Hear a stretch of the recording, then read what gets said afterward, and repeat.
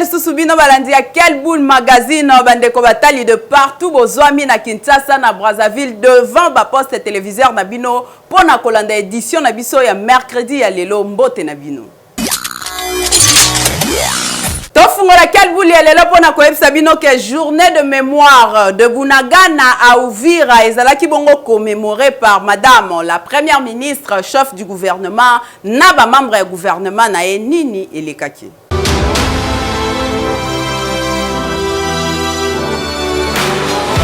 De Bunagana à Uvira, un jour pour jour depuis ville ya Goma na province ya Nord Kivu ezali sous occupation ya ba rebelle ya AFC M23 oyo bazwa kapu ya Rwanda. Gouvernement congolais ba célébrer ki journée oyo avec résistance, résilience na unité pour na kokanisa bandeko ebele oyo makila na bango etangi pe bakufi innocemment na partie est ya République démocratique du Congo na guerre d'agression ezalaka bongo imposée.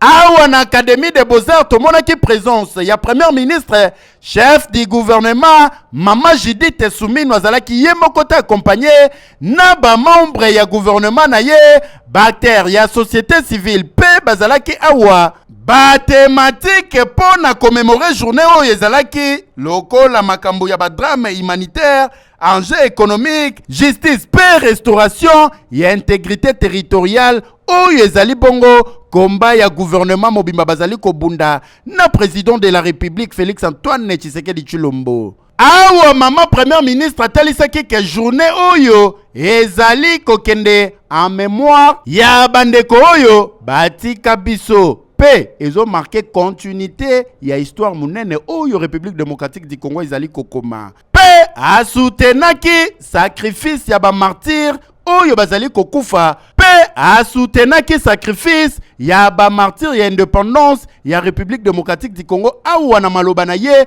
premier ministre asololaki pe lisolo ya accord de paix signé na Washington na décembre 2025 de Bunagana Uvira journée oyo ezali marqué na résistance, résilience pe unité nyonso ezalaki clôturé awa na recueillement oyo ba membre ya gouvernement na bactère ya société civile basalaki kaka ndenge bozali komona moko na moko azoya azoposer bougie na ye oyo ezolakisaki aluta continua combat ezo continuer RDC victoire eza certaine po mokonzi ya mboka na ba membre ya gouvernement na ye bazali très engagé boyende ezalaka keyo. Oui. Ministre provincial ya finance Magloire Kabemba a lancé grande échéance ya ba impôt oyo kosala mabongo mokolo ya le 1er février bolanda na commentaire oyo.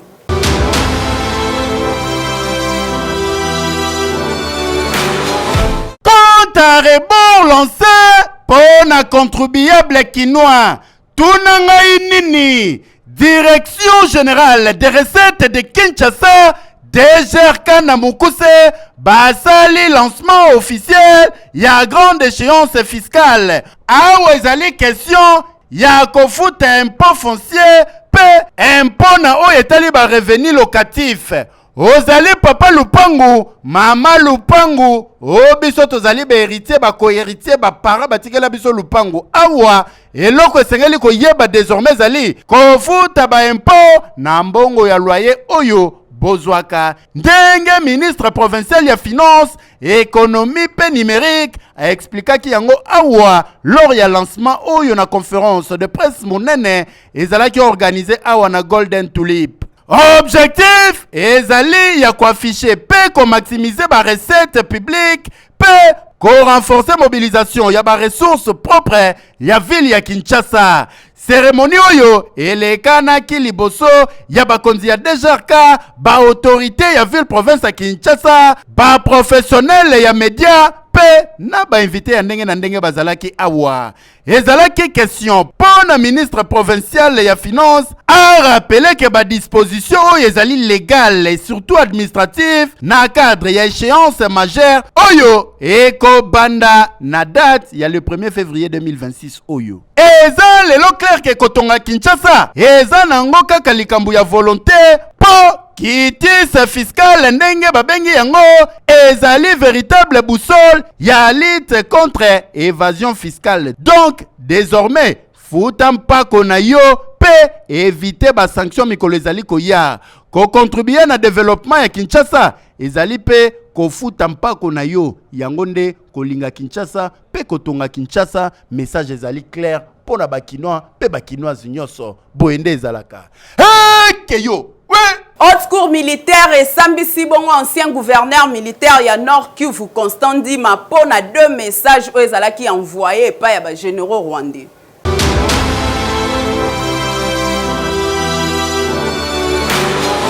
Le général, pauvre général paix en son âme, le général Tirimwami, il vient nous dire au revoir. Ah, mon général, vous nous avez encadré, ça va, vous voyez ce qui est arrivé sur le terrain. Ça, bon, je suis obligé, par la hiérarchie, de vous quitter. Je l'ai encouragé, en tout cas, là où vous allez, tout ça, comme d'habitude. Alors, il a dit, mon général, la guerre qui se passe ici, mon général, je viens de risquer ma vie. Voici ce qui se passe. Mon chef m'appelle. Mon chef m'appelle, il me dit que voilà, le général. Tu vois ce message? Son chef qui? Son chef, le général Yav. Il appelle, il lui dit, voilà, il lui montre un message d'après le feu général de Tirimwami, un message écrit en swahili. C'était dans le téléphone, général Yav, il lui montre ce message. Je ne sais pas, est-ce qu'il lui avait transféré, ça je ne sais pas, mais il lui a montré le message. Le message était en swahili. Moi je dis, moi, je comprends un peu le swahili, mais je ne parle pas swahili. Si tu peux nous traduire. Et le général, le feu général Tirimwami nous a traduit le message en ces termes. Toi, général Tirimwami, celui-là, il est en train de tout perturber notre plan. Ça, c'était en swahili. Il ne nous a pas montré le message. Il a vu dans le téléphone de général Yav, il lui a montré le message en swahili. Et il nous a traduit cela. Moi, en tant que chef, la première réaction, quelle a été la réaction générale? Il a dit, ah, mon général, moi, j'ai fait les renseignements. Ça, c'est le général Tirimwami qui m'a dit. J'ai fait les renseignements. La rétention de renseignements ou d'informations, c'est une infraction. Et au moment où nous sommes en guerre, c'est très grave, mon général. Oui, mais qu'est-ce que tu en as fait? Il m'a dit, mon général, j'ai appelé la hiérarchie. Qui? Le général Tirimwami va dire, il a appelé le chef FMG, il a appelé le chef de maison militaire, il lui a signifié de cela. Ah, j'ai dit, je lui ai dit, est-ce que le sous-chef de renseignement, tu lui as informé de la situation? J'ai informé tout le monde. Fils cadet ya héros national Patrice Emery Lumumba oya bengamaki na kombo ya Roland Lumumba azali susu na bomoite auti kotika biso mokolo ya mercredi ya lelo caméra ya Kelboul Mag ekitaki na famille.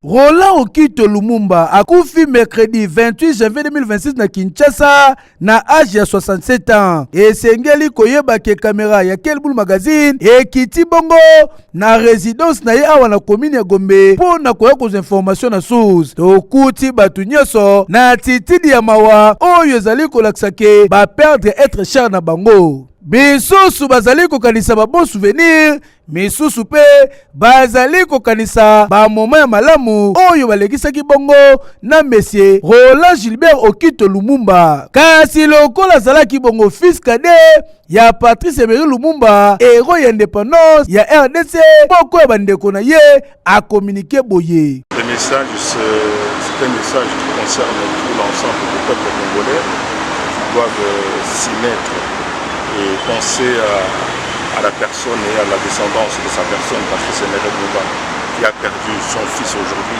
Roland Lumumba, pour lequel nous sommes en train de nous contenter ici à la résidence pour voir dans quelle mesure nous pouvons traverser cette période si lourde et si chargée de la disparition de Roland Lumumba. je peux juste annoncer qu'il n'était pas trop malade, mais c'était une circonstance des fois qui n'a pas pu encadrer un certain nombre d'éléments pour lesquels nous attendons beaucoup plus de réponses en rapport avec la situation médicale là où il était parti à l'hôpital, parce que les circonstances de sa disparition continuent à nous questionner sur la manière dont il a été pris en charge dans les circonstances de cette maladie à l'hôpital.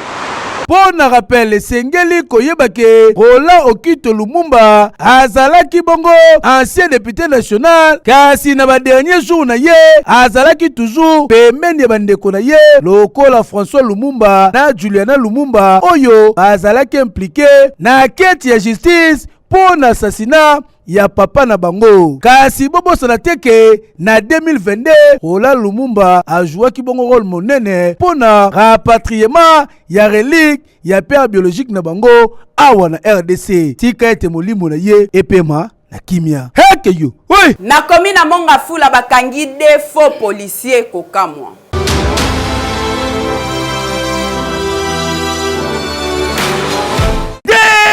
Kaka bavandi na mabele boye bien tenir la police okokanisa bango ba police zokande bazali ba faux policier oyo musala na bango kobotola batu biloko kokanga bikanga pe kosala makambo ya ndenge na ndenge. Kasi grâce ya la police ya commune ya Mongafula oyo ya département ya renseignement généraux bayaki kokanga bango mininga na bango babeti tout la mwisi ya zaza ya liboso yeyo kombo na yedie donné wangu ke amibenga ka commissaire ya la police azali koevre lokola komanda ya sous commissariat ya Bel Air mususu yeyo Beni Musei alobakake azali agent 5 chiffres nzoka nde lokuta ndenge bazalaka na kata susiatu wana balandani formation militaire baza pe ba policier te kasi musala na bango ko eskrokaka population pe kobotolaka lelo bakangi bango bache bango maboko po yoka communication oyo le moni liboso na biso baza komela kisaloka ba élément ya police et pourtant baza élément policité bango balati bilamba na biso bazui bango na musala na moko ya biso oyo apesi bango bilamba oyo tala moku to comité pété monene ya lieutenant zokande azali civil bango bamesani ko kanga biloko na bato ko bota biloko na bato ko tia bato na bolo ko senga ba mandi likolo et pourtant baza ba civil bongo na boyokani ya biso na population ya Mongafula to tie bango maboko to ko senga na population wana bakoba na ko collaborer na biso bakomba na kolakisa bisika bomba na sika bomba biloko na bango na baninga na bango musuba za ko kima tokanga bango bongo population bika na kimia. En tout cas kucha pona la police po bakaya boye na ville province ya Kinshasa ekoma ebele po ebele ya batu oto kutana na bango na butu bazobotola oyiba biloko batu na tenir la police pour la plupart bazalaka bongo ba policier te kasi bazali bongo ko ternir image ya la police eza normal te ndenge basimbi bango boye esengeli audience pe procès esalima. Okay. Beta olonga na 500 francs ya pamba okoma millionnaire na winner loto.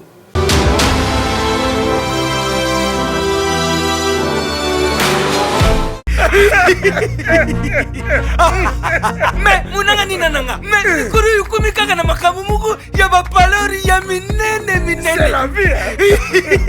Petit, cela bisu taxi, passe-passe. Petit, au taxi à terre. Et ça descente pour okita bien. Zoué kaka. Tokuta turumu. Kozanga koyeba.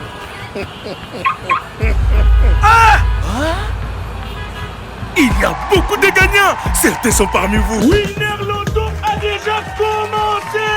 On soumet déjà ticket nayo 500 francs seulement par litre. Gagnez 5 numéros pour les jackpots à partir de 100 millions de francs congolais. Et pour la première fois en RDC, gagnez 7 numéros plus un super numéro pour les super jackpots de 1 milliard de francs congolais. Les prix commencent à partir de 2 numéros gagnés. Jackpot et progrès.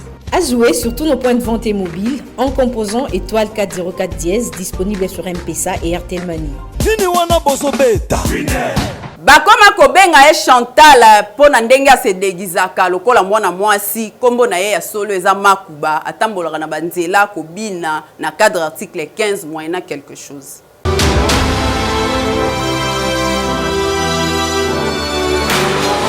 Tambola na mokiliomo na makambu kasi oyo elekanaka na République démocratique du Congo okomona yango nulle part ailleurs ezali ba exclusivité plein oyo bozali komona batu bazali kotala spectacle kasi spectacle yango ya Mama Chantal yango yeyo botala bino moko azali mwana mobali kasi ase déguisé bien mandefu plante soki ya couleur nini e bongo na tolo na ye alati bise bien collant jupe lokola kabo azokata makinu na nenga defo te kasi lokola Kinshasa elingaka boye batu batondi kasi na mupanzi bien radio na ya bluetooth na micro okokanisa neti DJ kasi cop na ye mobimba yango yo veut dire nzembo moko abini bopesi 1500 francs congolais nzembo mibale na 2500 francs congolais boboyi botiki kasi ndenga zali kobina boye selon ye moko alobi ke na ebandeli bande kosenga moins cher kasi lokola succès ye botala ndenge bato bakoma kotonda nde amatisa tarif yoka communication na ye moko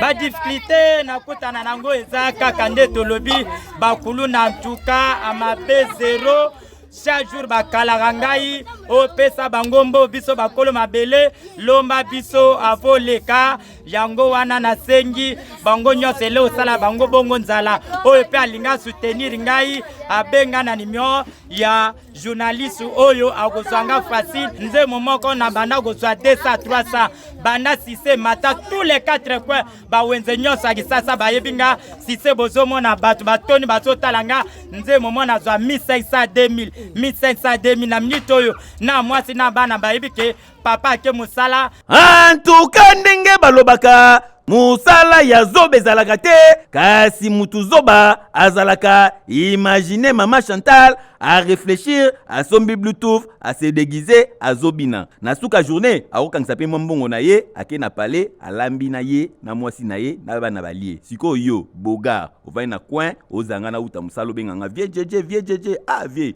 to monaki omonaki siko esa nini tala ta EKI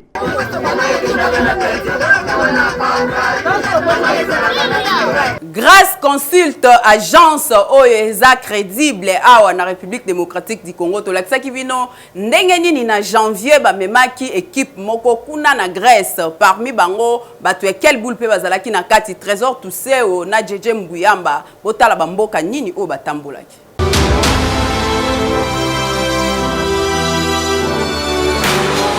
Objectif ya tourisme ezalaki bongo ko permettre na batu nyonso oyo balukaka koyeba histoire ya apôtre Paul bayeba déjà kokita sur place pe kolanda bongo ndenge nini apôtre Paul asalelaki nkolo na nzela ya programme sur le trace de l'apôtre Paul après avoir quitté bongo na Thessalonique destination ezalaki bongo na Néopolis oyo ezali bongo esika apôtre Paul akotelaki po na kobanda bongo mission na ye ndenge kaka bozali komona ville oyo ezali très touristique po na histoire ndenge ezali bongo lié na ba chrétien ya monde entier po boyebi bien que apôtre Paul azalaki bongo considéré lokola apôtre oyo amemaki évangile na Europe na Néopolis oyo ezali bongo site ya kitoko esika première femme chrétienne andimelaki kolo Yezu pe babatisaki ye na mai oyo bozali komona. Guide touristique na Pointe azali ko expliquer que la dame abandai ko bengama na kombo ya Lydie andimelaki nkolo kaka ndenge bozali komona awa nde babatizaki ye sitango etikala batu bautaka de partout po na koya kotala kolongwa wana mbala moko na Thessalonique awa nde ezali esika temple ya munene ezalaka na tangu ya kala ezali site moko très touristique na mopanzi botala bino moko esika oyo boyokaka na Bible bakangaka apôtre Paul na Silas kasi na nzela ya koyemba koadore nkolo nde bashene ekatanaka prison yango ya Bible yango yo batouriste bapalpe du doigt na réalité kasi na même occasion Pasteur Joël asambeli po na kopermettre bongo na bakretien oyo bazalaki na kata programme oyo baye bakolie foi na bango na réalité sur terrain. Kasi Grèce ezali bongo berceau ya civilisation kaka ndenge bozali komona ba monument par-ci, ba monument par-là ezali kolakisa bagueur pe ezali ko retracer histoire ya Grèce na entièreté na yango. Mai oyo bozali komona tozali na hiver s'il vous plaît kasi mai oyo ezali na température ya 40 degrés ebele basalelaka yango du point de vue thérapeutique donc okoti na kati ezonyangola omukongo ezomaseyo bamaladi lokola bangalamantisme bamaladi ya ndenge na ndenge ezokende yango moko akse na site ya mai oyo ezalaka bongo ofele au-delà ya basite tika na yebisa bino batouriste bazwaki pe occasion ya kosala balade awa na ville kaka ndenge bozali komona batamboli pene ya mer Égée kaka ndenge bozali komona photo selfie avec impact pe idéologie ezali kosalema kaka ndenge bozali komona na malili ya hiver kasi batouriste balekisi bamoma moko inoubliable na kati ya programme oyo sur les traces de l'apôtre Paul boyende ezalaka ekei amesana koyiba kasi lelo ezalaki 100e jour na ye bakangi epe batumbi ye moyibi ya moto na komi na Mongafula.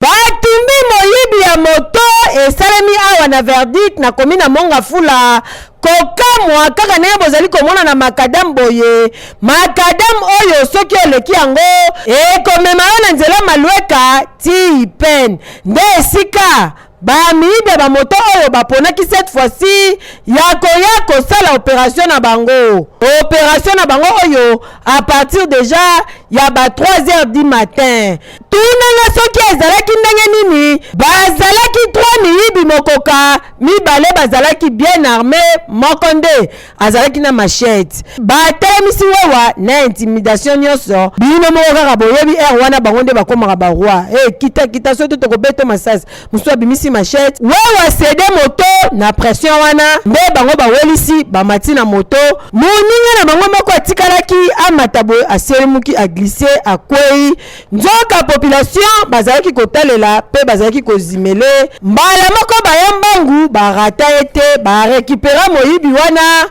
mibale bakimi nde bomoni babandi kotuta ekuba boye babimisi pine bapelisi moto batumbi ye tala ndenge moto azozika tout droit epesi pasi na mawa netika kozalaki sur place.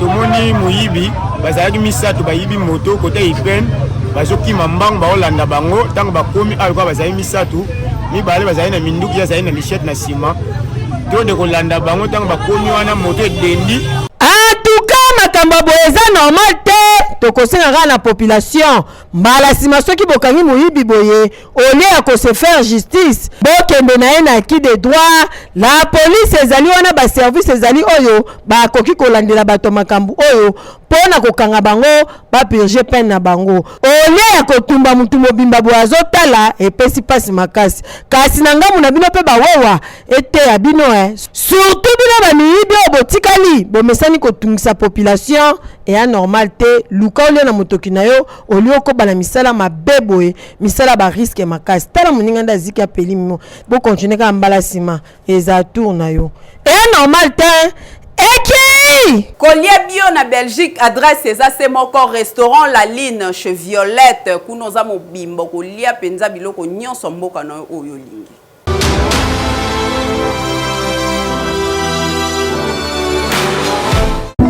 Café et resto La Ligne chez Violette, 13 avenue de Mirko, 1080 Molenbeek,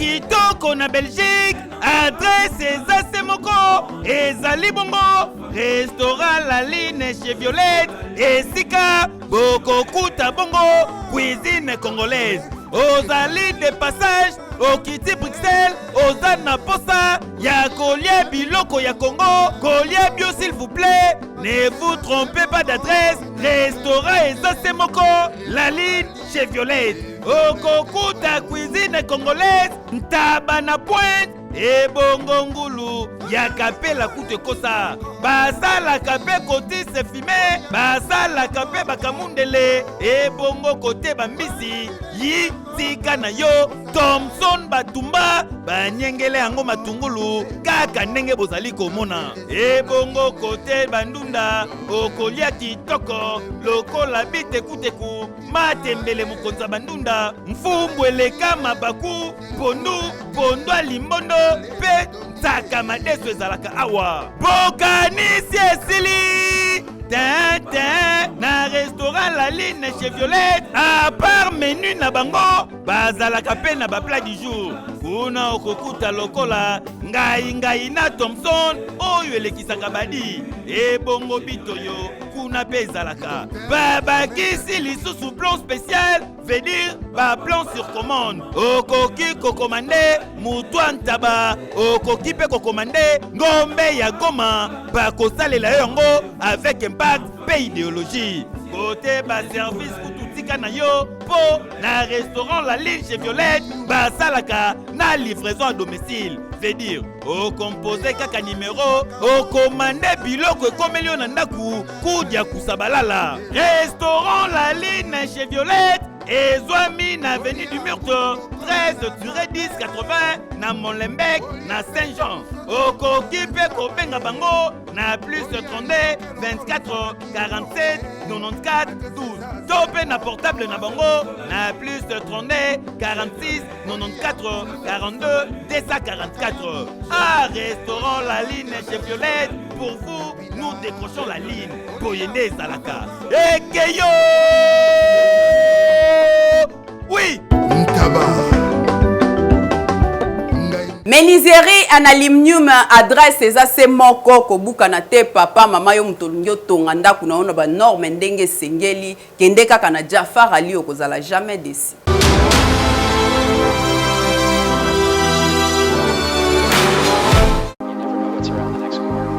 Bana Kinshasa e bongo bana ya poto lelo ya kosamba te bondi melanga États-Unis d'Amérique kitia wana Kinshasa awa na Jafar Ali, c'est-à-dire Jafar en aluminium bazali bongo spécialisé na menuiserie en aluminium. Jope motozali na posa ya ndako na yeza na kitoko yo wapi lokolo lulaka bandako ya ba américain to pe ba nigérien. Jope ozali patron ya ba entreprise ozali na posa ba bureau na elata ba lele ya sika ezala bien équipé yaka na Jafar Ali ya kosamba te. Fabrication ya ba porte e bongo ba fenêtre e bongo ba garde-fou na ba bain vitré ya kosamba te. Ndenge bomonaka ba meuble cuisine, c'est-à-dire ba cuisine moderne lokola États-Unis d'Amérique.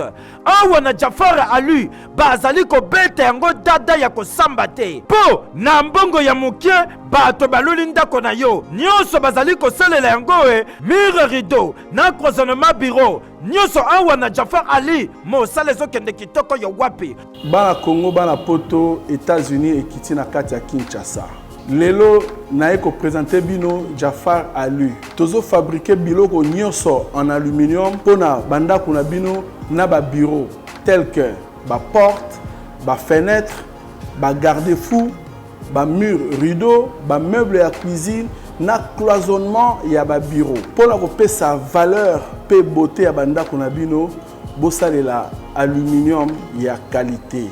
Na lobi bien aluminium ya qualité na Jafar Ali. Tena kaka ndengo moni dépôt na atelier ezali bien équipé. Tunanga nini opesi kaka mbongo na yo kaka na mbongo wana transport ya matériel eza na kati. Ba ye nango ti na kati ya chantier poisson okani Cécilie tete babandi pe koposer tala elonga yenga ye otuninga adresse ezali place kobunga te ezomi na avenue Saint-Christophe numéro 1439 référence OV2 tozabongo na commune ya Limete Funa toloba lisusu nini jaboye biso nyonso toweli na Jafar Ali pour que bandako na biso ezala bien équipé hekeyo. Au lieu ya ko traverser na ba passerelle bango ba préféraka mingi ko sauter na bango ba séparateur oyo wana eza comportement ya bana changu caméra ya quel boule magesali constant wana.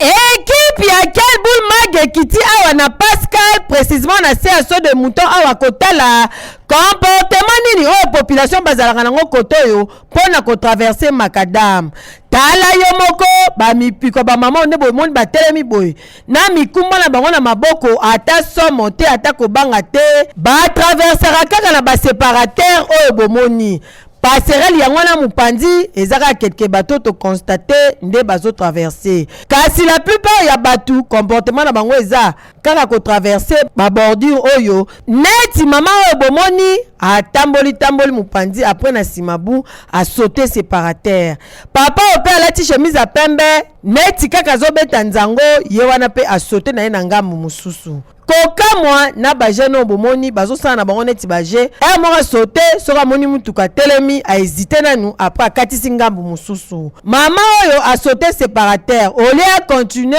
un temps a sauté ki mabe mbala moko sachet na biloko autaki wenze ekangi na gido ya wewa ebendi ye nde bomoni sachet katani na kati ya makadamu boye nguba mobesu nyonso na mabele woso esopani mama asili maele akomi koluka ndenge nini na koyi lokota pona kozongisa ngo na sachet ezaka lokola mai ekoti zelo population bazalaki sur place ba déplorer pona comportement oyo yoka bango. Bon, pour ngai normalement ils ont danger, batia quand même passerelle pour que tous les piétons bakatsa normalement pas de risque, pas de danger. Alors ndenge bazo katsa boye même les conducteurs a évité que mutako katsa awa et puis azoleka peut-être na vitesse moko ya makasi.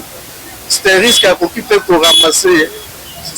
Bon, forcément, pour tout le monde là, bah, et puis risque, on a fait, bah, il y a risque. Tala, passerelle au moment où batia boye pona ko permettre batu ba traverser na kimia nyonso pena sécurité. Kasi ya koka mwezake population ba baya na bango komata na ba passerelle ba koma na système kaka ya ko traverser na ba séparateur oyo eza na ba risque belé bato belé ba kufa kaka likola ko sauter ba séparateur oyo alinga katsa boye entamutu kezaki na vitesse ata idée que population kongo ozala wana ramasser ye ba ka belé ezala enregistré awa ezo continuer kaka ko salema koka mweza pembe na maison communale et normal te passerelle eza wana pour la sécurité na yo mais bino bolingi na bino ka système ya ko sauter séparateur o eza na ba risque belé eki voilà to komi pratiquement na fin édition na biso ya mercredi ya lelo o ngai Elena Kendi nazaki na plaisir makasi ya ko présenter yango pona bino tika to souhaiter joyeux anniversaire na Clovis Odinga, les grands techniciens kuna na Congo ebe o souffler pe bougie moko mokolo ya lelo ke dit bien ke dit bonheur na ngana bino to kutani mbala ya sima na même occasion ya ko servir bino.